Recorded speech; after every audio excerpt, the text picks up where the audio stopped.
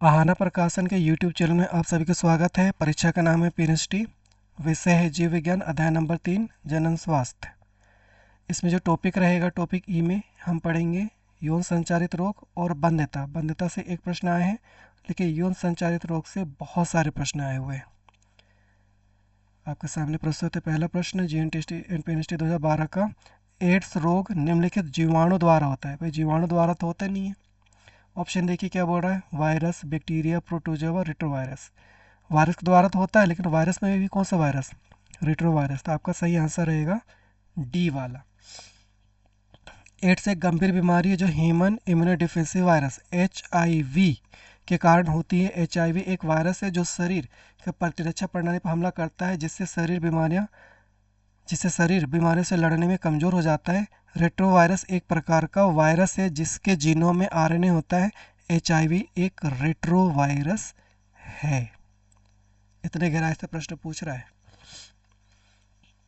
2014 का सवाल है, एड्स किसके कारण होता है? बैक्टीरियम, TME, HTLV या वायरस? तो आंसर किया जाएगा वायरस। एड्स वायरस कारण होता है।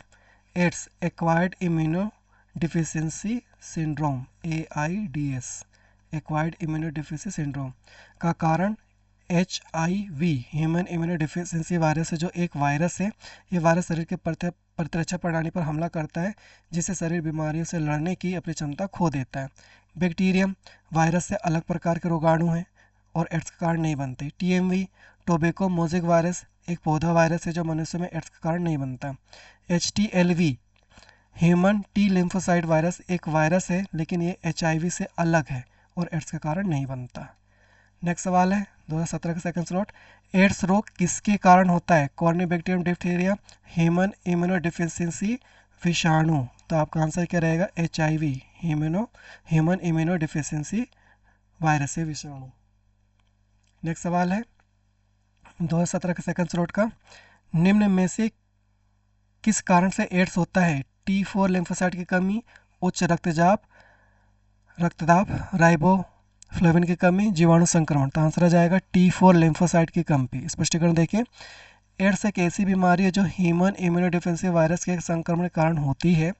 HIV प्रतिरक्षा प्रणाली में एक प्रकार की सफ़ेद रक्त कोशिका जिसे T4 लिम्फोसाइट या CD4+ टी कोशिका कहा जाता है को नष्ट कर देते हैं। प्रतिरक्षा प्रणाली की क्षमता को कम करता है, जिससे शरीर विभिन्न संक्रमणों और बीमारियों के प्रति अधिक संवेदनशील हो जाता है। नेक्स्ट सवाल है, एड्स क्या होता है? AIDS acquired immuno deficiency syndrome. तो एक्वायर्ड वाला ऑप्शन ही आया, acquired immuno deficiency syndrome. Next, AIDS वाले व्यक्ति में यह तंत्र विफल हो जाते हैं, तो क्या होगा? प्रतिरक्षा तंत्र। नेक्स्ट है, एड्स किसके द्वारा संक्रमित नहीं होते? लैंगिक संपर्क, रक्तदान, मच्छर का काटना, बीजांडासन से भ्रूण। बीजांड मतलब अपरा प्लेजेंटा, माता से भ्रूण में, है ना, प्लेजेंटा से भ्रूण में हो सकता है। रक्तदान से हो सकता है, लैंगिक संपर्क से हो सकता है, मच्छर का काटना उससे नहीं होगा।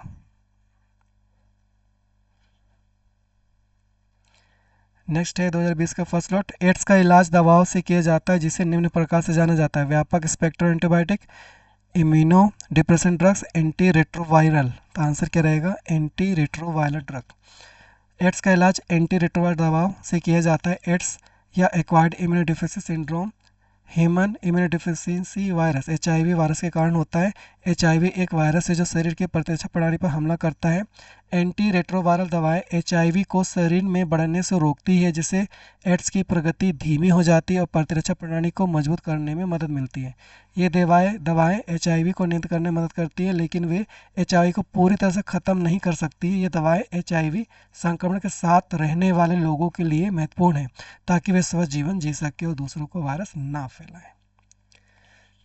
नेक्स्ट है, HIV मैक्रोफेज में प्रवेश करता है और एंजाइम खालिस्तान के मदद से प्रतिकृति करता है। Reverse transcriptase. तो डी वाला आंसर हो जाएगा। HIV मैक्रोफेज में प्रवेश करने के बाद रिवर्स ट्रांसक्रिप्टेज एंजाइम की मदद से प्रतिकृति बनाता है। ये एंजाइम वायरस के RNA जीनोम को DNA में बदलता है, जो फिर मेजबान कोशिका के DNA में एकीकृत हो जाता है। नेक्स्ट है 2020 का फोर्थ स्लॉट, एड्स, कंठमाला, खसरा, चिकन पॉक्स, पोलियो, इन्फ्लुएंजा इसके कारण होता है, अमीबा, प्रोटोजोआ, कवक, विषाणु। तो आंसर क्या है इसका, विषाणु। नेक्स्ट है 18/10/2022 का फर्स्ट स्लॉट, निम्नलिखित में से कौन सा एक यौन संचारित रोग है। यौन संचारित रोग नहीं है, सिफिलिस है, सुजाक है, स्कर्वी नहीं है, एड्स है। तो आपका आंसर क्या जाएगा, सी वाला। कौन एक यौन संचारित रोग नहीं है, तो स्कर्वी, विटामिन की कमी से, बी की कमी से। नेक्स्ट है निम्नलिखित में से किस कारण से एड्स होता है। तो टी लिम्फोसाइट की कमी से, रिपीट क्वेश्चन है। नेक्स्ट है निम्नलिखित में से कौन सा लिंग संबंधी रोग है। तो कुष्ठ रोग, ल्यूकेमिया, रंग अंधापन या क्षय रोग। बैक्टीरिया द्वारा ल्यूकेमिया अलग है, कुष्ठ रोग क्या है, ये एक संक्रामक रोग है जो माइकोबैक्टीरियम लेप्री नामक जीवाणु कारण होता है, ये लिंग संबंध रोग नहीं है। ल्यूकेमिया एक प्रकार का कैंसर है जो रक्त तथा अस्थि मज्जक परत करता है, ये लिंग संबंधी रोग नहीं है। क्षय रोग ये संक्रामक रोग है, माइकोबैक्टीरियम ट्यूबरकुलोसिस, ये भी लिंग संबंधी रोग नहीं है। जो रंग अंधापन, सी वाला, वर्णांधता, हालांकि ये जेनेटिक्स में क्वेश्चन होना चाहिए था, तो आंसर फिलहाल तो सी वाला ध्यान रखिए। नेक्स्ट है मानव शरीर में एड्स फैलने का कारण कौन सा है। किलर टी कोशिकाओं की संख्या में कमी, इंटरफ्रोन का उत्पादन करने में असमर्थता, एन की कोशिकाओं की बढ़त, हेल्पर टी कोशिकाओं की संख्या में कमी।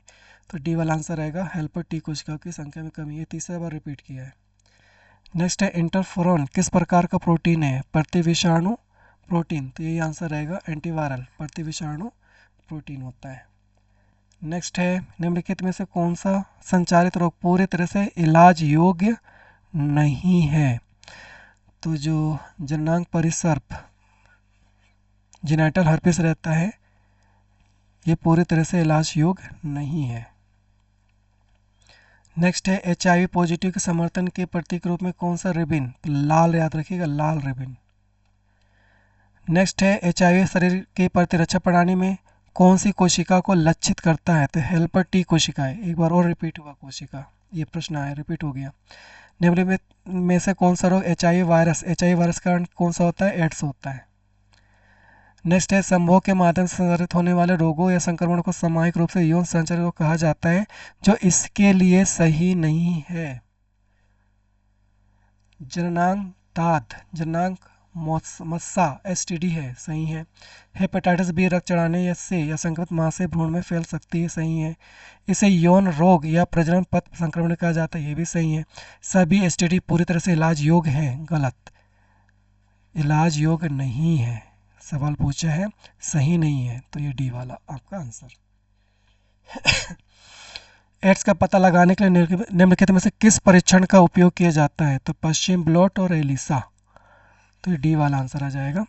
एड्स का पता लगाने के लिए एलिसा और वेस्टर्न ब्लॉट परीक्षण का उपयोग किया जाता है।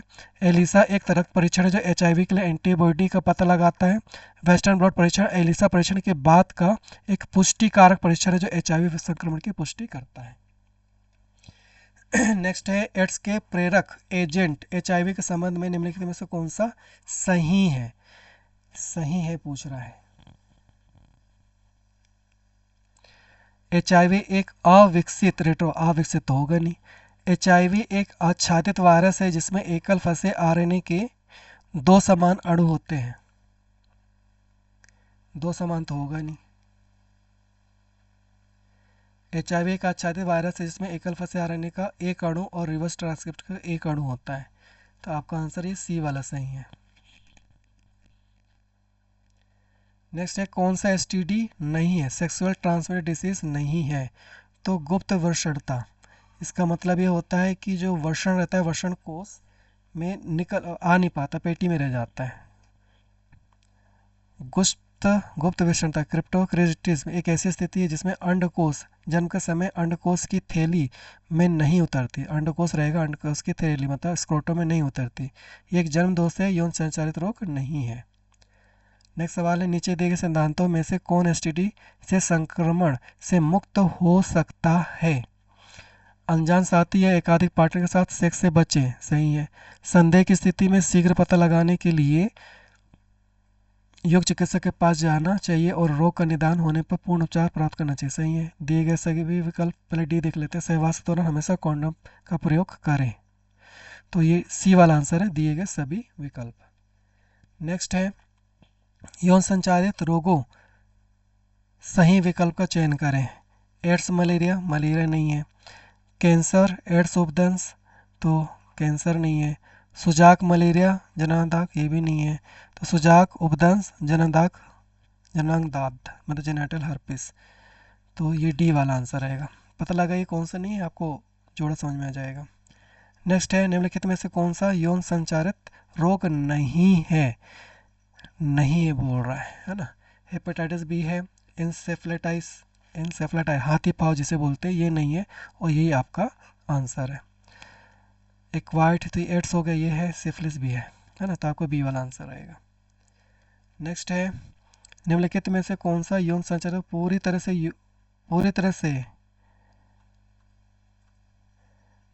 तरह से इलाज योग्य नहीं है, नहीं बोल रहा है। तो जो जननांग परिसर्प है ये पूरी तरह से इलाज योग्य नहीं है, बाकी समय पता चलने पर हो सकता है लेकिन इसका नहीं। प्रजनन रूप से स्वस्थ जीवन की कुंजी क्या है? पहला, सुरक्षित और स्वच्छ यौन प्रथाओं के बारे में उचित जानकारी। सही। दिए गए सभी विकल्प पहले बाकी और भी देख ले। सी वाला, प्रजनन अंगों किशोरावस्था और संबंधी परिवर्तन के बारे में उचित जानकारी। सही। यौन संचालित रोगों, एड्स आदि के बारे में उचित जानकारी, ये भी सही। तो बी वाला आंसर आ जाएगा, दिए गए सभी विकल्प। नेक्स्ट है संभोग के माध्यम से संचारित होने वाले रोगों या संक्रमणों को सामूहिक रूप से यौन संचारित कहा जाता है जो इसके लिए सही नहीं है। जननांग दाद, जनांग मोसा, एसटीडी है। सही है। हेपेटाइटिस बी, रक्त चढ़ाने से या संक्रमित मां से भ्रूण फैल जाता है, ये भी सही है। इसे यौन रोग या प्रजनन पर संक्रमण कहा जाता है, ये भी सही है। सभी एसटीडी पूरी तरह से इलाज योग्य है, ये सही नहीं है। तो इसलिए आपका आंसर ये रहेगा, डी वाला। सवाल पूछा सही नहीं है, सभी एसटीडी पूरी तरह से इलाज योग्य नहीं होते हैं, यहाँ लिख रहा है योग्य है। नेक्स्ट सवाल है कौन सी बीमारी यौन संचारित नहीं है? तो टीबी बैक्टीरिया द्वारा होता है, यौन संचारित नहीं है। तो एसटीडी से संबंधित 30 प्रश्न आ चुके हैं और कई प्रश्न रिपीट में आए, इसलिए ध्यान रखिए। और बंधता संबंधित एक प्रश्न आया है, जीवाणु विज्ञान के अनुसार MOET क्या है? तो मल्टीपल ओवुलेशन एम्ब्रायो ट्रांसफर, ये जानवरों में होता है, तो ए वाला इसका आंसर हो जाएगा। जीव विज्ञान में MOET का मतलब मल्टीपल ओवुलेशन एम्ब्रायो ट्रांसफर है। ये एक प्रजनन तकनीक है जिसका उपयोग मवेशी में किया जाता है ताकि एक ही समय में कई अंडे प्राप्त किए जा सके और फिर उन्हें निषेचित करके भ्रूण विकसित किया जा सके। इन भ्रूणों को फिर सरोगेट माताओं में प्रतिरूपित किया जाता है। इस तरह से आपने देखे बहुत सारे प्रश्न इस टॉपिक से पूछे जा रहे हैं।